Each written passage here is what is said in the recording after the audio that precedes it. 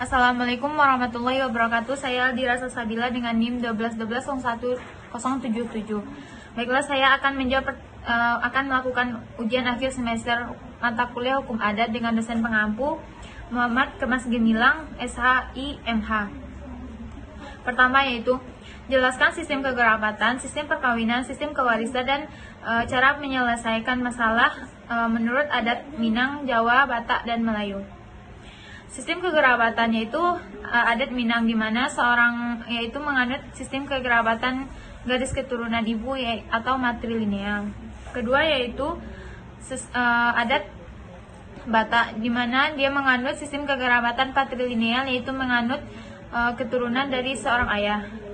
Jawa dan Melayu yaitu menganut sistem kekerabatan parental, di mana kedudukan atau hak dari seorang ibu dan ayah sama rata atau sejajar. Kedua yaitu sistem perkawinan. Sistem perkawinan adat Minang yaitu sistem perkawinan eksogami, di mana di dalam adat Minang dilarang kawin sesuku atau sesama sukunya. Kedua yaitu sistem perkawinan adat Batak, di mana sistem kekerabatan adat Batak sama dengan adat Minang yaitu eksogami yang melarang kawin sesuku.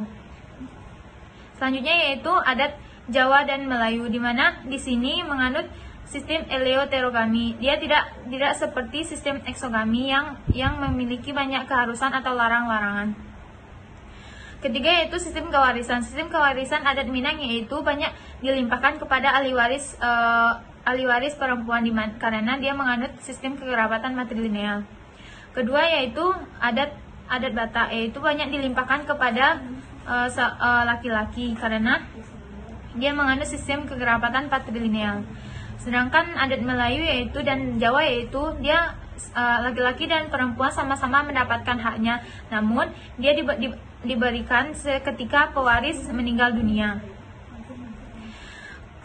Selanjutnya yaitu cara penyelesaian. Pertama yaitu adat Minang. Cara penyelesaian masalah adatnya yaitu dengan cara musyawarah dan mufakat bersama dengan nenek mama atau kepala adat. Kedua yaitu Batak, itu dilakukan dengan musyawarah dan mufakat di Dalihan Natolu. Ketiga yaitu adat Melayu, yaitu dilakukan secara musyawarah dan mufakat di lembaga adat Melayu. Sedangkan adat Jawa yaitu dilakukan dengan musyawarah dan mufakat bersama dengan ketua adat. Atau soal nomor 2 yaitu jelaskan tahap-tahap perkawinan atau proses perkawinan dari masyarakat adat Melayu, Minang, Jawa, dan Batak. Pertama yaitu adat Melayu. Tahapannya yaitu 1. Merisi, di mana seorang pihak laki-laki mendatangi pihak perempuan guna untuk melihat watak atau bibit bobot dari calon mempelai wanita. Kedua yaitu meminang. Setelah adanya kesepakatan antara dua belah pihak, maka akan dilakukan prosesi meminang yang dilakukan setelah Isya, di mana rombongan laki-laki membawa pergi ke tempat mempelai wanita. Ketiga yaitu mengantar tanda, dilakukan pada hari keempat atau kelima peminangan. Pihak laki-laki mengundang kerabat serta tetangga untuk menghadiri acara tersebut. Keempat yaitu mengantar belanja, di mana berbelanja perlengkapan pernikahan seperti pakaian, sejumlah uang, dan benda-benda yang lain yang dirasa perlu. Kelima yaitu menjemput, dilakukan untuk melaksanakan kegiatan dalam majelis nikah kawin.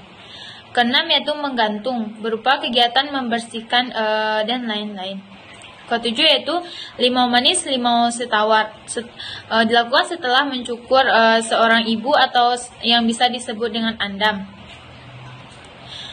Mengelilingi calon pengantin perempuan sebanyak 3 kali dengan membawa buah kelapa yang dibentuk seperti puncak gunung Dam, dan dililit benang 5 warna. Selanjutnya yaitu berinai yang bertujuan untuk menolak bala dan melindungi pengantin dari mara bahaya. Kesembilan yaitu berandam, kegiatan pencukuran bulu roma dengan tujuan membersihkan calon pengantin dari kotoran dunia sehingga terlihat suci. Ke-10 yaitu akad, di mana dilakukan yaitu prosesi ijab kabul secara sakral. Ke-10 yaitu tepung tawar, yaitu sebagai bentuk rasa syukur yang dilakukan dengan menepuk-nepuk bedak dan memercikan air tawar kepada punggung tangan sang pengantin. Yaitu adat Batak. Pertama yaitu mengaririt, yaitu tahapan persiapan pernikahan meliputi memilih gadis yang akan dijadikan istri yang sesuai dengan kriteria dari calon mempelai pria. Kedua yaitu mangalehon tanda, yaitu pemberian tanda apabila telah menemukan calon istri dan kemudian saling memberi tanda atau bertukar tanda. Ketiga yaitu marhusib, pihak laki-laki melamar perempuan yang akan menjadi bagian keluarga mereka dan dihadiri oleh keluarga dekat saja. Keempat yaitu marhata sinamot, yaitu membicarakan beberapa jumlah sinamot dari pihak pria tentang hewan apa yang akan disembelih, berapa banyak undangan yang akan disebarkan. Kelima yaitu pundun saud, yaitu pihak kerabat pria akan mengantar termak yang disembelih untuk diterima oleh pihak calon istri. Keenam yaitu martumpol, disebut juga yaitu acara pertunangan di adat Batak. Ketujuh yaitu martongo raja, yaitu kedua belah pihak akan membahas prosesi adat hari H dengan lebih rinci atau dengan jelas. Kedelapan yaitu pemberkatan. Pemberkatan pernikahan ini dilaksanakan di gereja oleh para pendeta. Kesembilan yaitu pesta adat. Dilakukan dengan menyampaikan doa-doa untuk kedua pengantin dan dilanjutkan dengan pemberian ulos. Ke-10 yaitu dialab jual. Jika pesta dilakukan di rumah pengantin wanita, maka dilaksanakan acara pembawa pengantin wanita ke tempat pengantin pria. Ke-11 yaitu ditaruhan jual. Jika pernikahan dilaksanakan di rumah pria, maka pengantin wanita dibolehkan pulang ke tempat orang tuanya. Ke-12 yaitu paula une, yaitu dimasukkan sebagai langkah untuk kedua belah pihak bebas saling mengunjungi setelah beberapa hari berselang setelah upacara pernikahan. Ke-13 yaitu manjae, yaitu upacara setelah pernikahan, maka kedua pengantin akan dipasangkan rumah dan mata pencaharian dari orang tuanya.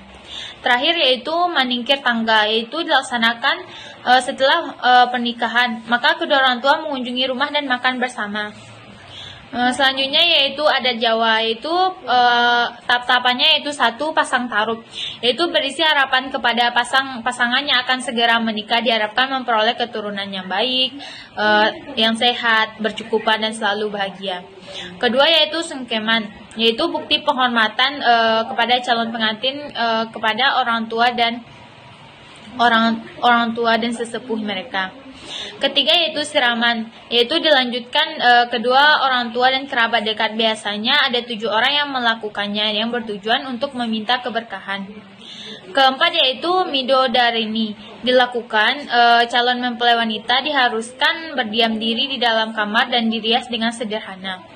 Selanjutnya yaitu seserahan di malam midodareni. Di malam itu, calon pria akan membawa seserahan ke rumah calon pengantin wanita. Keenam yaitu balang gantal, yaitu dimana dilakukan setelah ijab kabul, yaitu dengan melempar daun sirih yang diisi bunga pisang dan lain-lain, guna untuk melambangkan kedua pengantin melempar kasih sayang. Selanjutnya yaitu ngina endok, yaitu proses injak telur yang berarti pengharapan untuk pengantin untuk mendapat keturunan dan tanda kesetiaan dari seorang istri. Kedelapan sindur. Sindur dilakukan setelah proses injak telur, di mana kain sindur dibentak kepada pengantin oleh ibu-ibu dan bersama-sama dituntut sang ayah menuju pelaminan yang bertujuan agar siap menghadapi bahtera rumah tangga atau kesukaran dalam hidup. Kesembilan yaitu kacar kucur, yaitu prosesi yang dilakukan mempelai pria dengan mengucurkan biji-bijian atau uang receh yang disimbolkan sebagai penghasilan. Terakhir ke-10 yaitu dulangan atau suap-suapan, yaitu yang memiliki arti bahwa diharapkan selalu rukun dan pengertian antara kedua belah pihak atau suami istri.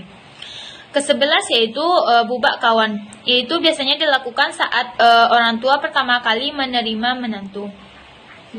Terakhir yaitu adat Minang. Tahapannya itu merese. Merese itu tahapan pertama di mana seorang pihak perempuan mendatangi pihak laki-laki guna yaitu untuk melihat keluarga dari calon mempelai pria, yaitu dengan melihat bibit bobot dari pria tersebut. Kedua yaitu meminang atau bitimbang tando, dilakukan pihak perempuan untuk meminang laki-laki. Apabila diterima maka dilanjutkan dengan simbol mengikat perjanjian. Biasanya batimbang tando ini menggunakan barang-barang yang bersejarah seperti keris atau yang lainnya. Ketiga yaitu manghanta sirya. Perwakilan pihak perempuan datang meminta izin kepada anggota keluarga yang sudah menikah dan sesepuh yang dihormati. 4 yaitu babako babaki, dilakukan beberapa hari sebelum menikah dengan tujuan meminta kasih sayang. Selanjutnya yaitu prosesnya yaitu malam bainai, dilakukan malam sebelum menikah sebagai ungkapan kasih sayang dan doa restu para sesepuh terhadap calon mempelai perempuan. Selanjutnya itu menjapit marapulai. Calon pengantin pria dijemput ke rumah calon perempuan untuk melakukan akad. 7 yaitu penyambutan anak daro. Bertujuan yaitu menyambut kedatangan calon mempelai laki-laki. Selanjutnya yaitu akad nikah. Akad nikah dilakukan dengan syariat Islam, yaitu prosesi ijab kabul. Ke-9 yaitu bersanding di pelaminan. Setelah akad nikah berlangsung, maka pengantin akan bersanding di rumah anak daro. Dia akan menjamu para tamu undangan. Ke-10 yaitu memulangkan tando. Setelah akad nikah, para calon mengembalikan tanda sebagai ikatan janji mereka.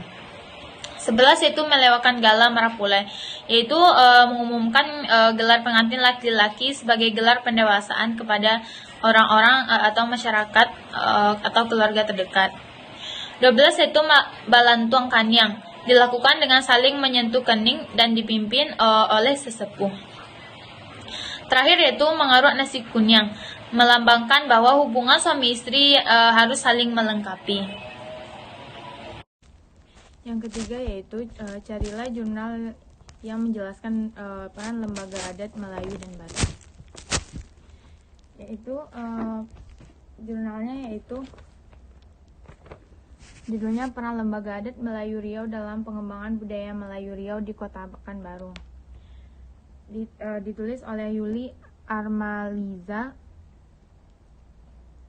Fakultas Keguruan Ilmu Pendidikan Universitas Riau, volume 8. Adapun jurnal ini menjelaskan bahwa Lembaga Adat Melayu Riau telah melakukan perencanaan yang berperan untuk pengembangan budaya Melayu Riau di Pekanbaru, yang bisa dikatakan bagus sesuai dengan peran lembaga adat dengan yang semestinya.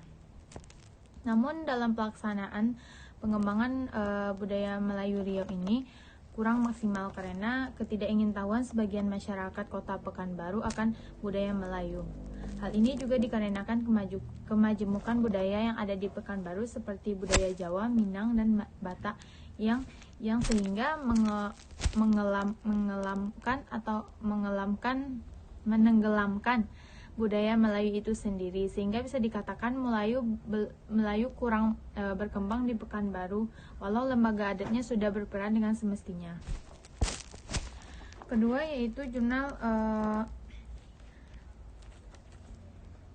jurnal lembaga adat Batak. Judulnya itu Peran Dalihan Natolu dalam menyelesaikan permasalahan kekerasan dalam rumah tangga.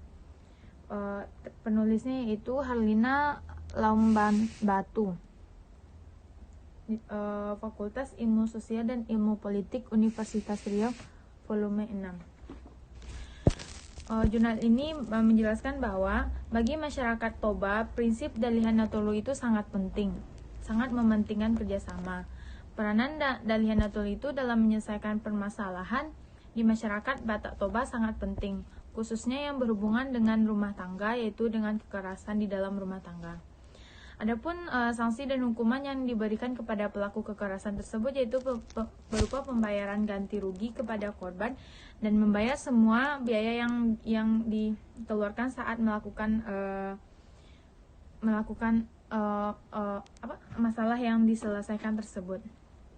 Sekian, assalamualaikum warahmatullahi wabarakatuh.